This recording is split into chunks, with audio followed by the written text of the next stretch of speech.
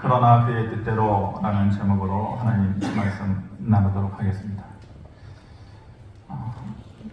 특별히 여러분들에게 설명을 드리지는 않았지만 제가 교회에 오고 나서 여러분들에게 전하려고 했던 메시지의 주된 내용은 우리에게 하나님은 어떤 분이신가 였었습니다.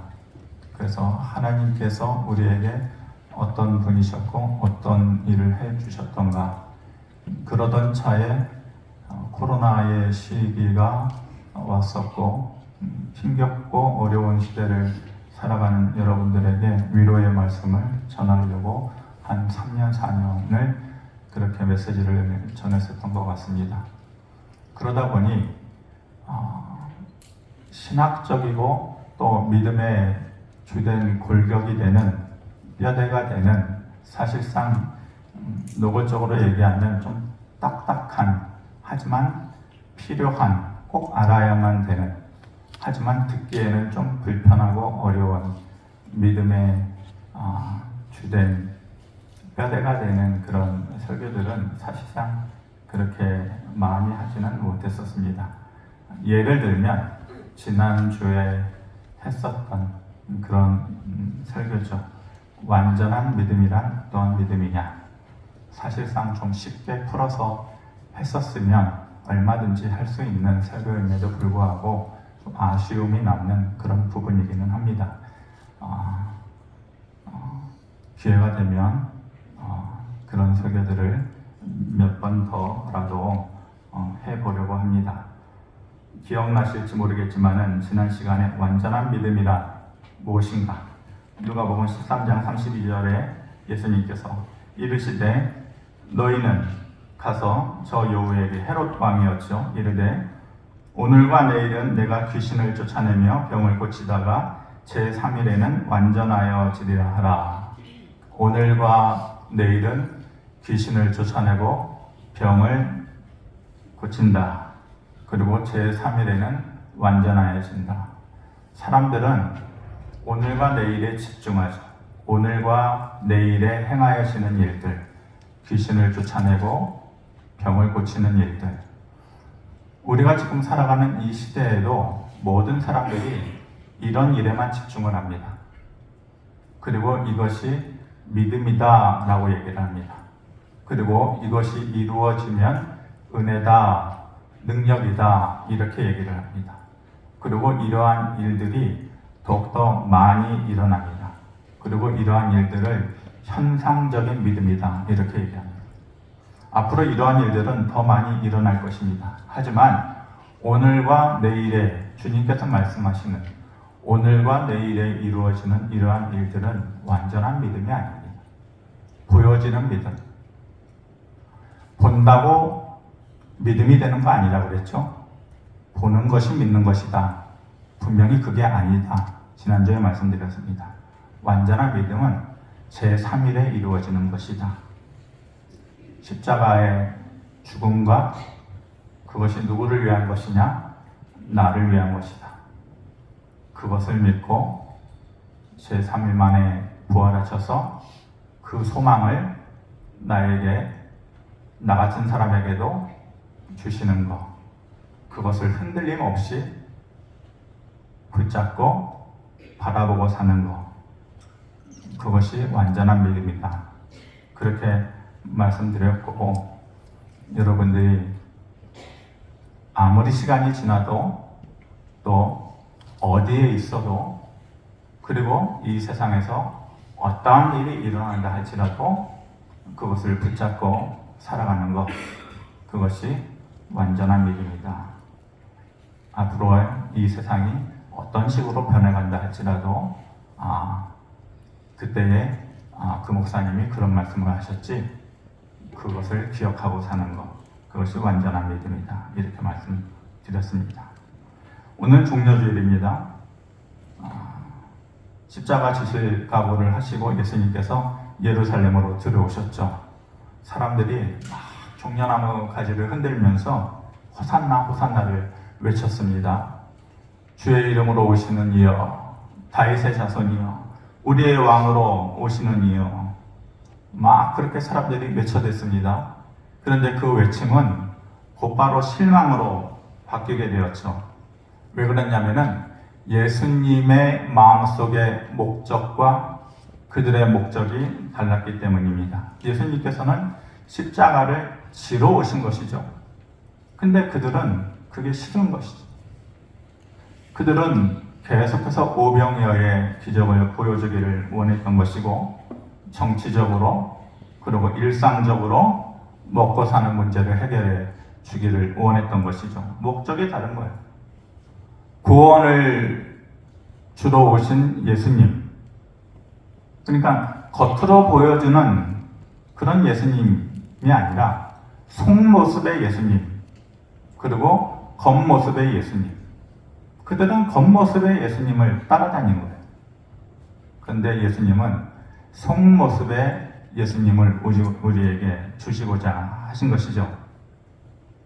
그 당시에 수많은 사람들이, 예수님께서 기적을 보여주시면은 수많은 사람들이 따라다녔다고 했어요. 다 제자였던가? 아니었다. 아주 소수의 사람들만이 제자였다라고 말할 수 있어요. 그러면 나머지의 사람들은 누구였냐? 아주 소수의 사람들만이, 그 구름대같이 많은 사람들이 따라다녔다고 했는데, 소수의 사람들만이 제자였으면은 그럼 나머지 사람들은 누구였느냐? 언제든지 등 돌릴 수 있는 사람들, 언제든지 떠날 사람들이었다라는 것이, 예수님께서 이렇게 말씀하셨어요. 살리는 것은 영이니 육이라고 하는 것은 무익한 것이다. 내가 너희에게 말한 것은 영에 관한 것이다. 그리고 생명에 관한 것이다. 그랬더니 사람들이 예수님을 빤하게 쳐다보는 거예요. 지금 여러분들이 저를 쳐다보는 것처럼. 우리는 그거 관심 없는데요. 육에 관한 거, 어저께 우리에게 보여주셨던 오병이어의 기적, 그리고 귀신을 쫓아냈던 거, 그리고 병자를 고쳐주셨던 거, 육에 관한 것을 보여주시고 먹여주시고 고쳐주시고, 우리는 그거에 관심이 있지, 영에 관한 거, 생명에 관한 거 별로 그거 관심이 없는데. 근데 예수님께서 살리는 것은 영이다, 육은 무익한 것이다, 자꾸 그런 얘기를 하시는 거예요. 아니, 내 뜻에 맞지가 않는 거예요. 불편해. 그 예수님께서 자꾸 윤리적이고 도덕적인 삶에 대해서 자꾸 말씀을 하시는 것이죠. 그리고 욕심도 자꾸 내려놓아라, 이렇게 얘기하니까 구름대처럼 많은 사람들이 따라다니다가 급기야는 요한복음 6장 66절에 뭐라고 얘기하냐면은, 한번 같이 읽어볼까요? 시작. 그때부터 그의 제자 중에서 많은 사람이 떠나가고 다시 그와 함께 다니지 아니한다. 이거 보세요. 참 마음 아픈 구절 아닙니까? 그때부터 그 말을 듣고 그의 제자 중에서, 그냥 어중이 떠중이가 아니라 그의 제자 중에서 많은 사람이 떠나가고 다시 그와 함께 다니지 않는다. 그냥 왔다 갔다 보다가 지나다니는 사람이 아니라 그의 제자 중에서 많은 사람이 떠나가고 다시는 그와 함께 다니지 않는다. 왜요? 나와 맞지 않다. 내 뜻과 맞지 않다. 그 떠나가는 사람을 보고 예수님께서 베드로에게 뭐라고 물어보세요? 베드로야, 너도 나를 떠나려느냐? 이 베드로가 사실 그때도 뭐가 뭔지 잘 몰랐어요, 베드로가. 근데 베드로가 뭐라고 대답하냐면은, 영생의 말씀이 주님 안에 있는데 내가 누구에게 가겠습니까? 베드로가 상남자예요, 상남자. 의리가 있죠. 근데 베드로도 곧 떠나잖아요. 근데 그냥 의리 있는 마음에 그렇게 되더라고요. 내 뜻에 두 사람의 모습으로 나눠지는 거예요. 내 뜻에 맞지 않는데 떠나자. 이 사람을 따라다녀서는 결국은 맞지 않겠다.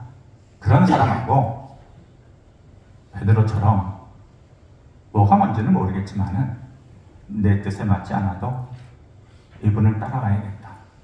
이 두 부류의 사람으로 구분이 되는 거죠. 그렇게 그날 밤에 종려나무 가지에 환호를 받았던 그날 밤에 예수님께서 구원의 역사를 이루는 아주 위대한 말을 하십니다. 세상을 바꾸는 위대한 말, 세상을 바꾸는 위대한 인물. 제가 한번 찾아봤거든요. 세상을 바꾸는 위대한 인물들도 많고 세상을 바꾼 위대한 말들도 참 많더라고요. 그런데 저는 기독교 역사를 통틀어서 그리고 모든 역사를 통틀어서 제가 곰곰이 생각을 해보니까 세상을 바꾼 위대한 말들 중에 아주 극적인 말이 이 말이 아닌가. 물론 제 혼자의 생각일 수도 있겠지만은 전 그런 생각이 들더라고요. 하나님의 구원의 역사는 짧게 설명을 하면은 하나님께서 인간을 창조하시지 않으셨습니까? 근데 인간이 타락을 했어요. 그러니까 하나님과 인간의 사이에 깊은 골이 생긴 거죠. 그 안에 죄라는 게 생겨가지고 하나님과 인간 사이에 깊은 골이 생겼어요. 이 깊은 골 때문에, 골짜기 때문에 다시 가까워지지 못한 거예요. 근데 하나님께서 그 멀어진 그 사이를 하나님께서 만들어 놓은 인간과 하나님과의 사이를 다시 돌이키시고자 많은 노력을 하셨죠. 수많은 선지자들을 보내서 인간들을 돌이키시려고 애를 쓰셨어요. 그런데 그 많은 선지자들의 노력이 부족해요. 그래서 결국은 급기야는 마지막으로 예수 그리스도를 보내신 것이죠. 그림을 보면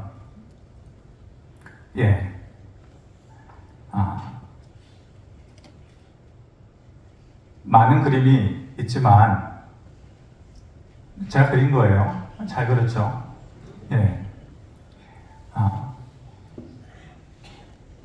예수 그리스도의 십자가의 사다리를 통해서만 하나님과 나 사이에 그 깊은 골짜기가 연결이 되는데 저게 가능한 이유는 히브리서 9장 22절 말씀 때문에 그런 거예요. 다른 선지자로서는 불가능한 이유가 그 앞에 구절을 한번 띄워주시기 바랍니다.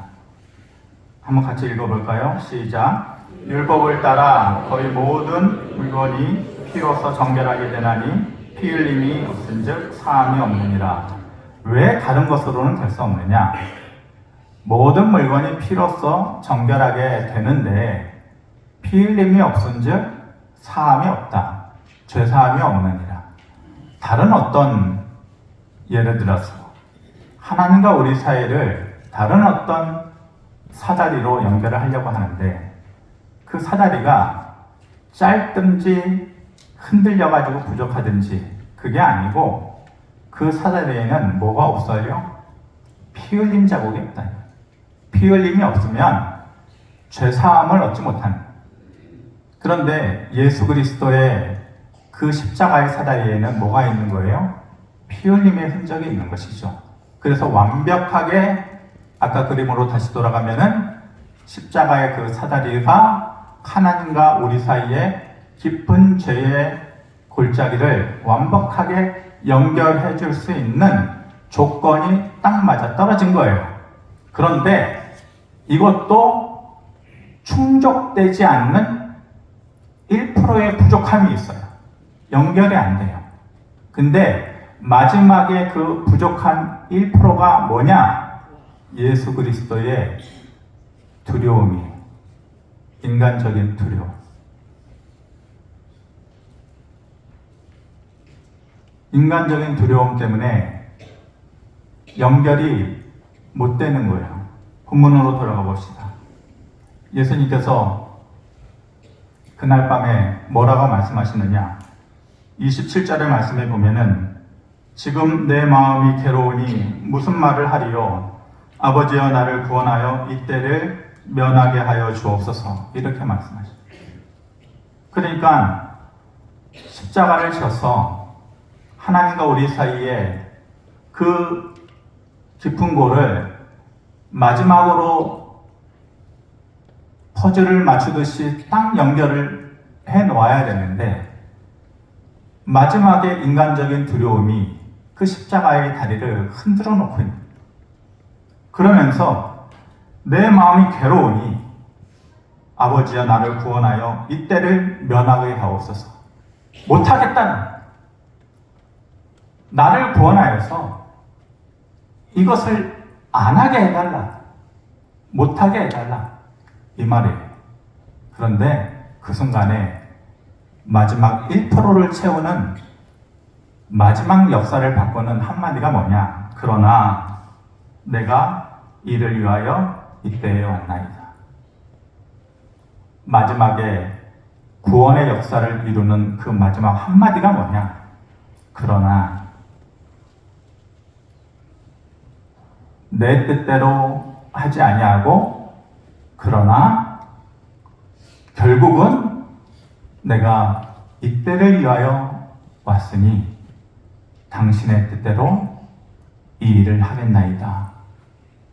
두려움을 이겨내고 마지막 1%의 두려움에 흔들리는 십자가를 하나님 편으로 놓으면서 구원의 사다리를 완벽하게 연결해 놓는 거예요. 이 장면을 더욱더 확실하게 보여주는 것이 마태복음 26장의 말씀입니다. 제가 읽어보면 이에 말씀하시되 내 마음이 매우 고민하여 죽게 되었으니 이때의 예수님의 심정을 이때에는 죽을 것 같다. 예수님께서 인성을 가지신 완벽하게 신성과 인성을 가지셨으니까 인간적인 두려움을 뭐라고 표현하느냐? 내 마음이 죽을 것 같다. 우리식대로 얘기하면 못하겠다. 예수님도 인간적인 두려움으로 못할 것 같다. 정말로 하기 싫고 피하고 싶다. 고민하여 죽게 되었는데 그런데 26장 39절에 뭐라 그래요? 얼굴을 땅에 대시고 엎드려 기도하여 이르시되 내 아버지여 만일 할만하시거든 이 잔을 내게서 지나가게 하옵소서. 나는 안 하고 싶다. 두렵고 힘들다. 그러나 나의 원대로 마옵시고 아버지의 원대로 하옵소서. 결국은 그러나 아버지의 뜻대로 하옵소서. 이것이 모든 인류의 역사를 구원의 역사로 바꿔놓는 완벽하고 위대한 구원의 위대한 말 한마디. 그러나 그의 뜻대로. 이 세상에 어떠한 위대한 말보다도 위대한 말 한마디를 찾으라 그러면은 그러나 그의 뜻대로. 이 말이 아닌가. 그러나 그의 뜻대로. 이 말이 있었기 때문에 십자가의 구원의 사다리가 연결이 된 것이고 하나님의 구원 사역이 우리에게 이루어진 것이죠. 그런데 그날 밤에 우리가 TV 브라운관을 한 장면으로 봤다고 합시다. 예수님의 이 장면이 오른쪽에 있고 절반으로 딱 잘라서 왼편에 또 하나의 장면이 두 개가 비교가 된다고 합시다. 이쪽 장면에는 예수님께서 무릎을 꿇고 눈물을 흘리시면서 아버지 피하게 하옵소서 그러나 당신의 뜻대로 라고 말씀하시는 한 장면이 있고 이쪽 장면에는 누가 나오느냐?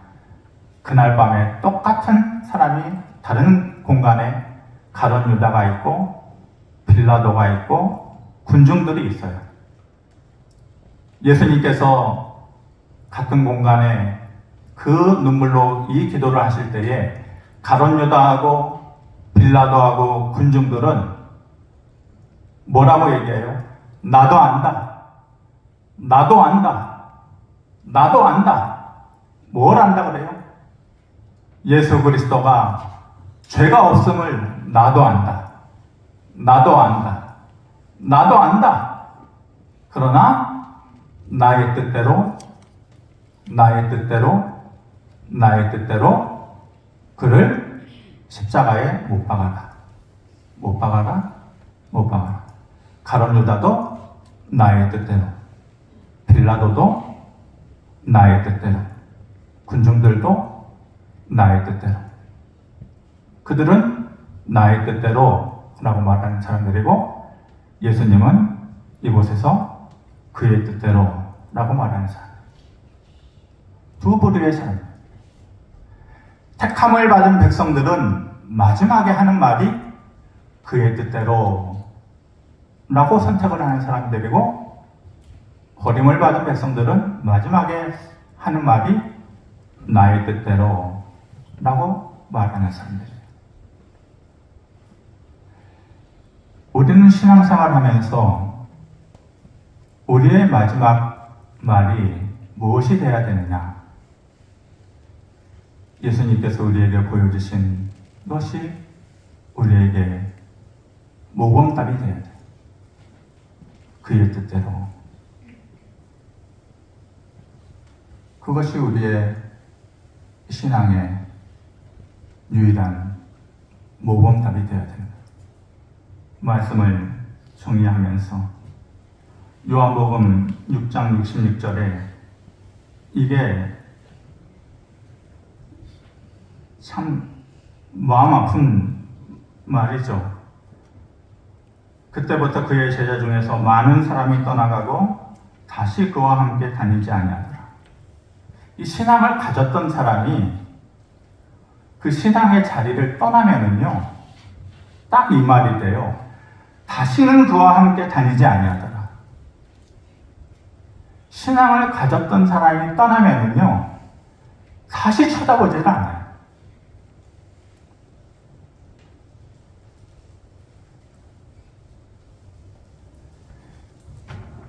그의 뜻대로, 예수님처럼 그의 뜻대로 사는 사람이 몇이나 있을 수 있겠어요? 저는 그럴 수 없다고 봐요. 우리의 삶은 그의 뜻대로 하고 나의 뜻대로라는 그 중간에서 끊임없는 싸움이죠. 마지막 슬라이드 보여주시면은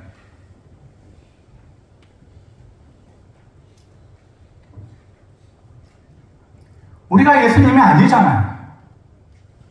될 수도 없고. 우리의 신앙은 그러나 그의 뜻대로 나는 거하고 그러나 나의 뜻대로 나는 것 그 중간에서 끊임없는 갈등과 끊임없는 싸움을 하는 거예요. 그 한 번의 실패와 그 한 번의 잘못으로 요한복음 6장 66절에 다시는 그와 함께 다니지 아니하더라. 어떻게 이럴 수가 있어요?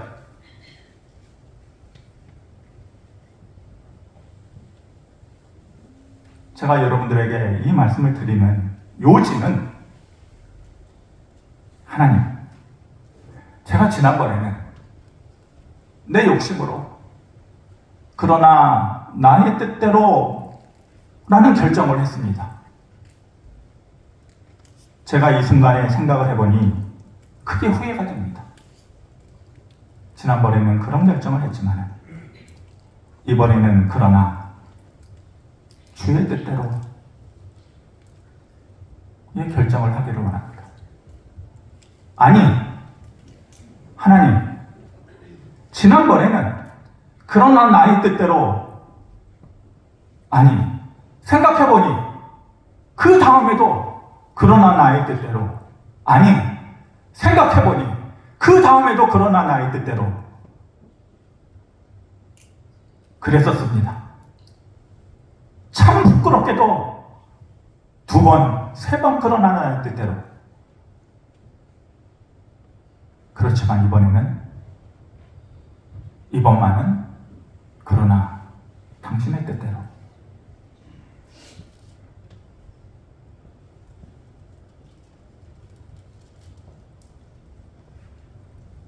여러분들이 이 말 한마디를 기억하기를 원하는 거예요. 여러분들 보고 그러나 그의 뜻대로 평생을 사세요. 부디 실패하지 말고, 그렇지 않으면은 그와 함께 다니지 마세요 라고 말하는 게 아니라, 사시면서 앞으로 신앙생활 하시면서 이 2개의 말들 사이에 갈등하시고 고민하시면서 실패하시더라도 그러나 그의 뜻대로 살아야 되는데, 이번만큼은 그러나 그의 뜻대로 살았어야 되는데 내가 또 실패했구나. 다음에 기회가 되면은 내가 그의 뜻대로 선택을 해야지. 후회할지언정 다음에는 내가 그래야지. 그런 고민과 갈등을 최소한 하시면서, 그러나 그의 뜻대로 라는 이 말을 간직하면서 살아갈 수 있는 여러분들이 되어지기를 주의 이름으로 축원합니다. 고마우신 아버지 하나님, 우리가 하나님의 말씀을 마음속에 조금이라도 간직하면서 사는 것이 사탄이 우리를 완벽하게 장악하고 다시는 그와 함께 다니지 아니하더라 라고 했던 그때의 그들의 모습처럼 우리를 넘어뜨리지 않게 하는 것인 줄 믿습니다. 우리가 이 말을 간직하고 부족하더라도 때로는 그의 뜻대로 라고 내가 살았다라고 말할 수 있는 그런 믿음과 삶이 될 수 있도록 은혜를 더하여 주시옵소서. 감사드리며 예수 그리스도의 이름으로 기도하옵나이다. 아멘.